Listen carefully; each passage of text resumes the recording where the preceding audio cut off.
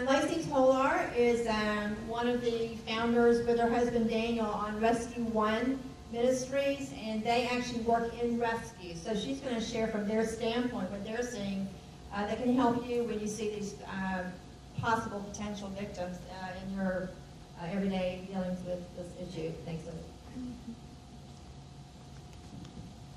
Well, I'm really glad to be here today, and I'm probably much greener than those that you've already heard today, so bear with me. Some of our information is going to overlap because it's just the nature of the game. I'm going to give you a little bit of information about me and about my family and our organization. I didn't plan on being a part of the human trafficking, anti-trafficking movement at all. My family moved overseas to be missionaries. My dad actually founded the church we're standing in here 34 years ago, and that was just something I thought I was supposed to do in our family. And when we got there, we were thrown smack dab living in a city that had 1,500 brothels in it. And we were watching older men and younger girls, ages 4, 5, and 6, walking down the street. We were very curious, why is this happening? That's kind of how we got started. Again, I had no information, and that was about 5 or 6 years ago. We had no information about human trafficking and what it was about, what it entailed. I was just like most people are here in America, even some of you sitting here today. Human trafficking really only exists in third world countries. That is the myth that most people in the world today believe. And so I believed that because I lived in a third world country, and I thought, yeah, well, I live here, and of course it's here. And then I began to educate myself more and find out how much it was happening global as an epidemic and not just in my little third world country that I was living in. We started opening safe houses. Our ministry started opening safe houses in the early part of 2011, last year. We've now had to open 7 safe houses. We've rescued over 150 children in the Southeast Asia area. And then in the latter part of 2011, we also began to work here domestically. So we've only been doing it here as an organization for a year. We've been doing this kind of rescue work, though, for a few years. So I'm going to talk to you about, this is a little bit about what we do in Southeast Asia. We do education and prevention. We do rescues. We have 7 homes. Like I said, we have boys' homes and girls' homes. When you're dealing with international victims, even here in the U.S., you're going to deal with a male population, much more international as well. And then here in the domestic U.S., we do awareness events for law enforcement, for civic groups, for churches, for whoever will let us talk about the epidemic that's going on. We also do what we call special ops. You know, most people I don't sit with law enforcement all the time, so they think that's a cool term. But anyway, we call it special ops just because we hit the streets of whatever area that we're in, and we actually are performing those in 3 locations already, in Birmingham, Alabama, Tampa, Florida, and then we will launch our first special ops on September 29th, next Saturday here in Nashville. And I'll talk to you a little bit more about the ways that you guys live here in the area could actually be a part of that, because we don't see ourselves as the answer. We see ourselves as a part of a coalition of people that are needed to combat this. Our goal is to open a home of refuge right here in Middle Tennessee, and we again would like any of your input or help in that. And then we also help with victim care. That's just a little bit about us. So what I'm going to talk about specifically, I'm not going to go into what's human trafficking, how does it work. I'm going to talk to you about the fact when you're out on the beat, you're on the street, you're in the bus, whatever term you're using that day for whatever you're doing. When you're in that moment, what is happening with the victim, the survivor, the client, whatever you want to term the person there that you're dealing with. I want to talk to you from a survivor's perspective. I'm going to give you information about what's going through their head at that moment and how you can best help, like you've heard our team from the FBI, and then you've heard Rick already, how you can best help that victim become a survivor in the very first few moments that you get to them.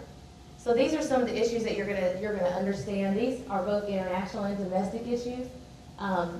When we go in as Rescue One team, we're not there to do extractions here in the U.S. That is your job as law enforcement. Overseas, like Rick said, it's a whole new ballgame. Overseas, the government and the police are as corrupt as they can be. You'll find the good mixed in with the bad, but more than likely they're bribed. They're part of the problem, not the solution. Which I'm very thankful coming here in America that that's not something Rick, any of us have to focus on, because that is our law enforcement's job, is to do that. So we feel like it's important that we partner with those that are in the community to be our eyes and ears. Go, if you're on the beat and you're trying to find out what's happening at the local, MAPCO, because you see these, vans showing up all the time, or this China Pan restaurant, or this laundromat, or whatever, go to your community, ask. There are civic groups, there are nonprofit groups, there are organizations there that is what they're wanting to help you do that. So just find those that are willing to partner. Those first few moments, though, that you get into the middle of that situation, you've gone to the hotel room, you've found someone on the side of the street, you found someone's called the hotline and they've sent you out for something. The immediate thing, the first thing you have to do is build trust. The only thing that the victim has known the entire time that they've been enslaved is mistrust. They're scrapping, doing everything they can just to get through every day. They have been told lie after lie after lie, and just like Rachel was saying a few minutes ago, don't tell them something, don't promise them something you can't give them, because you will shut them off from the process immediately. So you've got to find a way to build rapport and trust with them immediately. And just being a part of their community, if they see your faces around, people are going to be more willing to trust you. So the victim's needs at the moment of a rescue, just going to term it that just for generalized use. Like I said, well, you got to deal with trust. They've been told that you're the bad guy, like you've heard the FBI agents talk about earlier, especially if they're international. If they're international, they're not going to believe that you're the good guy at all. They are so been trained and brainwashed that you're there to hurt them, you're there to imprison them. It's just like they said about the officer the civilian who actually put on officer's clothing and went in to pretend to be an officer it's part of what we call the brainwashing process. They're taught that you can't trust anybody, I'm the only person, I'm your daddy, I'm your boyfriend, whatever it is.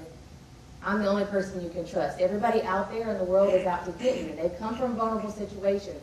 So their parents have mistreated them. They've had boyfriends abuse them and beat them. There's just so many scenarios that they go through that lends them to already believe that.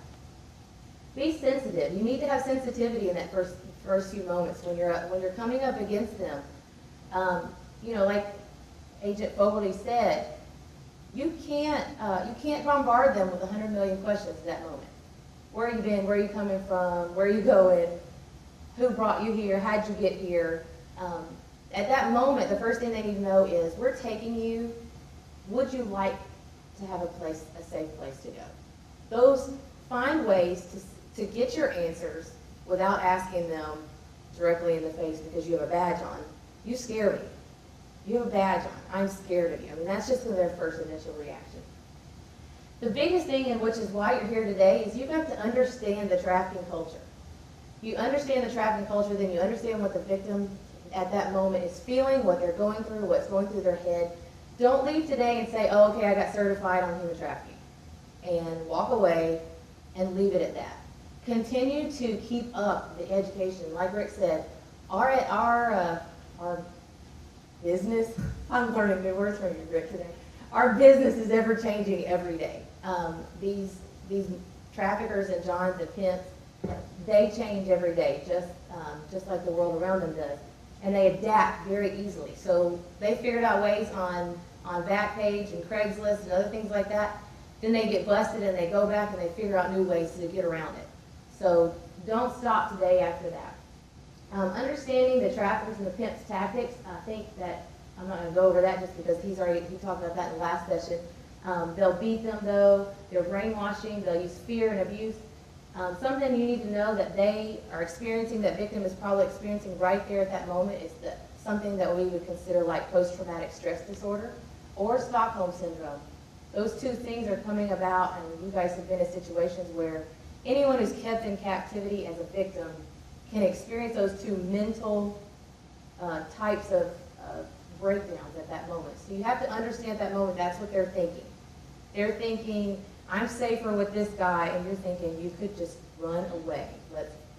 And no, they can't, because they're held there by the chains that are invisible. And then the drugs, some of the, especially the international victims that we've worked with, they'll tell us the first thing they felt was they were grabbed and stabbed. And that means that within a few seconds, moments, and minutes of being grabbed, they're stuck in the arm with a needle and they wake up in a, you know, what they would call their cell. And so they're immediately exposed to drugs. It's a very easy way to get these women and these children, men of all sorts, to do whatever they want to do. Because then they get them addicted, and then the other thing, those of us that are dealing in the recovery side too, is then we have to deal with the drug rehab side of it. We got to do the detox and all those kinds of things. There are some cultural myths that you should know about. The biggest thing is that most people think that women and girls have all made this choice in this lifestyle. I cannot tell you how many people I stand in front of and talk to. And they look at me and they go, oh, well, just go down Dickerson Road. You'll see all those ladies out there that are wanting to be out there.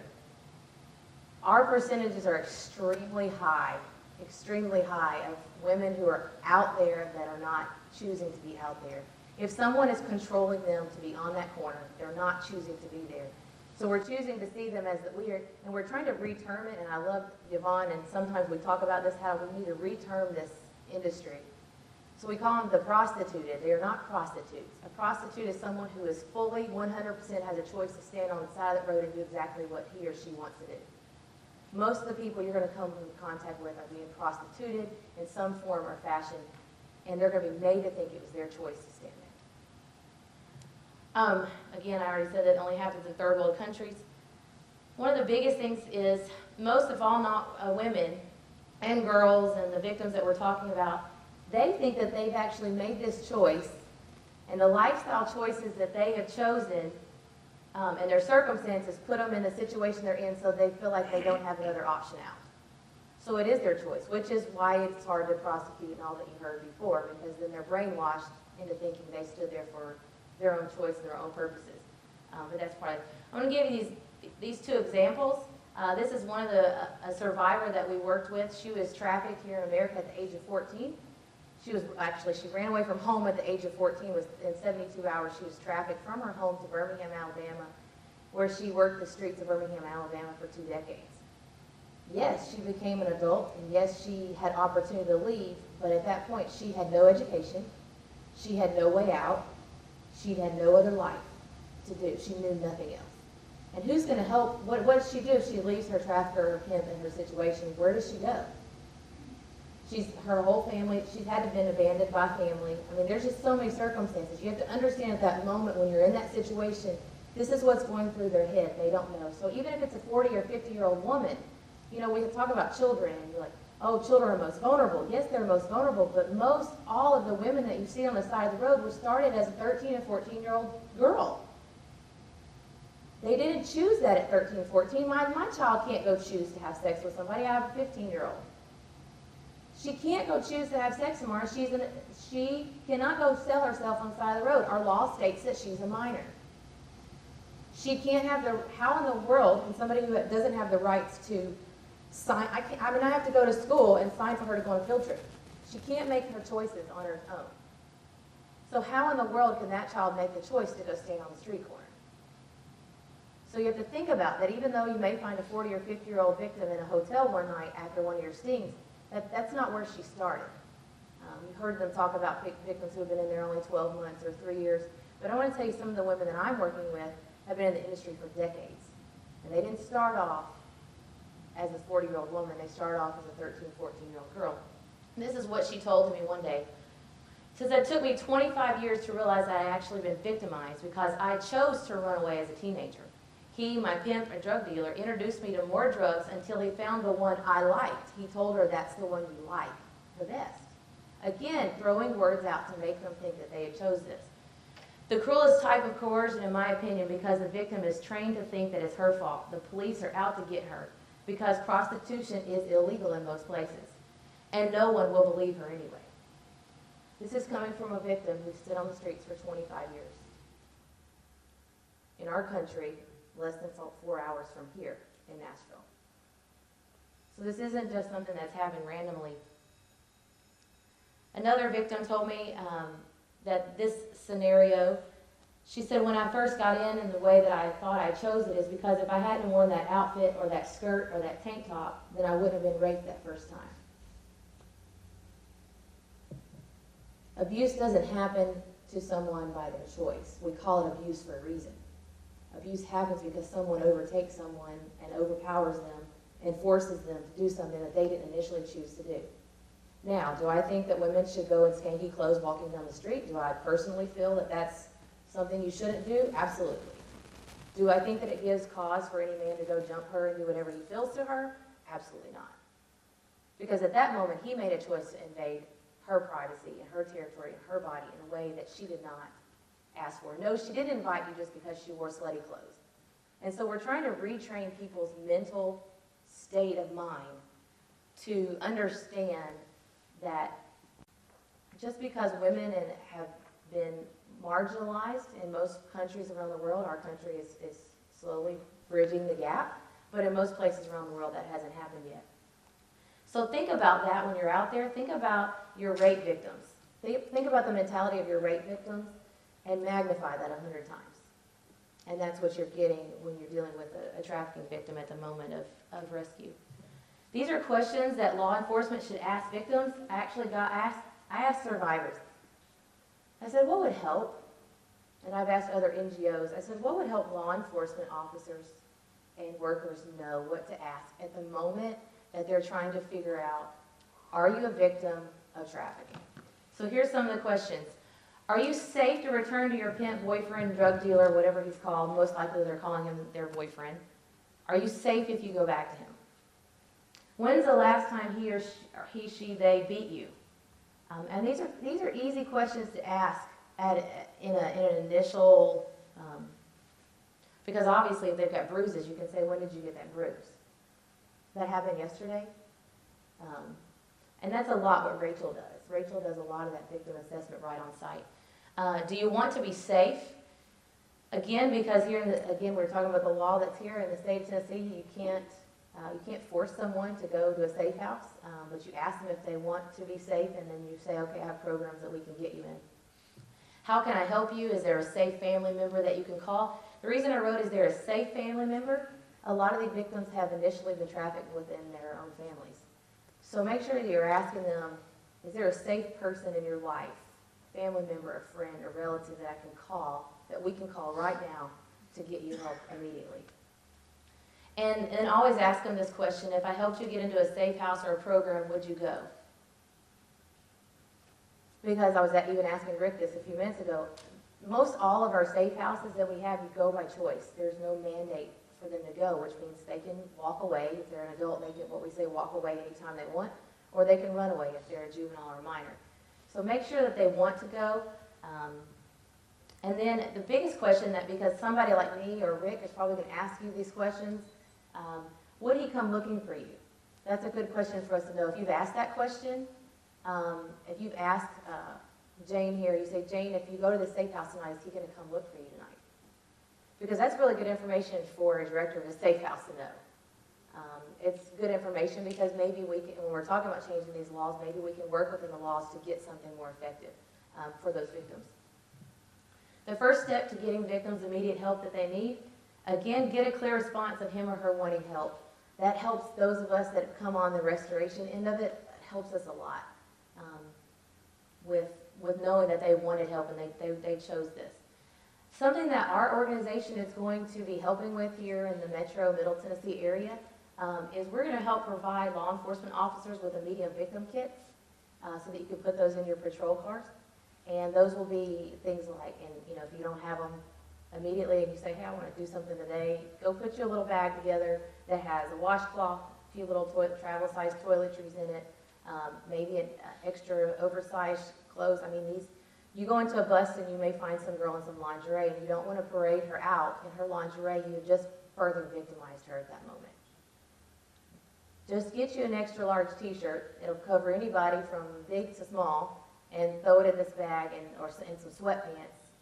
And you're actually helping that victim at that moment because they see, oh, they cared enough to put something in their car so when they showed up tonight, I didn't have to walk around in my bra and underwear out in front of the rest of these people.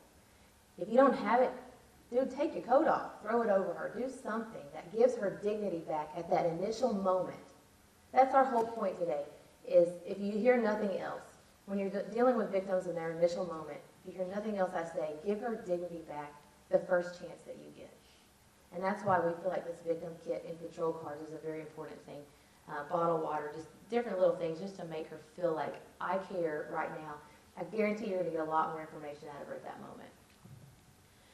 You as a law enforcement agent should know what services are in your area. If you don't know, you need to know who to call. Right here in Middle Tennessee and Memphis, we have these organizations right here. We have the Magdalene House, the Hannah Project, Rescue One is our organization, the Well House is in Alabama. Trafficking Task Force America, they're always available for awareness events like this if you want to get a group together. Bridge of Hope is in Memphis. Rescue and Restore and Polaris Project are federally funded projects put on by our government. And I'm going to give you from Rescue and Restore, you guys can take one, pass them around, and if I run out, you can have it. This is a laminated card that you can all keep in your patrol car. All right, and it's in one side is English and the back side is Spanish. Even if you run into a Spanish victim, you could point to this and get them to read and hopefully help you get the answers. This basically gives you the questions to ask. What type of work are you doing? Do you get paid? And these are more general. Obviously, they're turning tricks right there. You know what kind of industry they're working in. But this will give you, and it's laminated. You can keep it in your car. I'll give you one here, and I'll pass it over here. So you guys take this. This comes from Rescue and Restore. Like I said, it's a federally funded organization. Here you go. And then again, this is just a pamphlet, look beneath the surface. All of us carry their, I think they even have some, they have them up here too. So, and you guys need to find a way, I don't have any stickers. Did you guys bring me the blue stickers? The hotline number stickers? I don't think so. Rescue and Restore has a sticker. Do we have some? I'll check and see if we have some. Anyway, we have a sticker where you can put it in your patrol car somewhere, or if you don't, you need to have these two numbers right here so that you can give to any potential person that you come across. When you call the Tennessee Trafficking Hotline, more than likely they're going to take all your information down. They're going to call Matt Dixon, down, and he's going to know what to do with it. But if you're out and you don't know who to call, if you're in Metro PD, you can call Matt Dixon if you know who that is. If not, you can call these numbers. Give these numbers out to people. If you have suspicions of something, just give them out to people because victims can call these numbers too and get help immediately. So just be aware of the services that are around you for that reason. Yeah, this is a great resource. This comes from the TBI. I'm surprised they didn't talk about that today. I'll take just a minute to talk about it. The Tennessee Bureau of Investigation is the only organization that I know of, government agency who has done a comprehensive trafficking study in their state.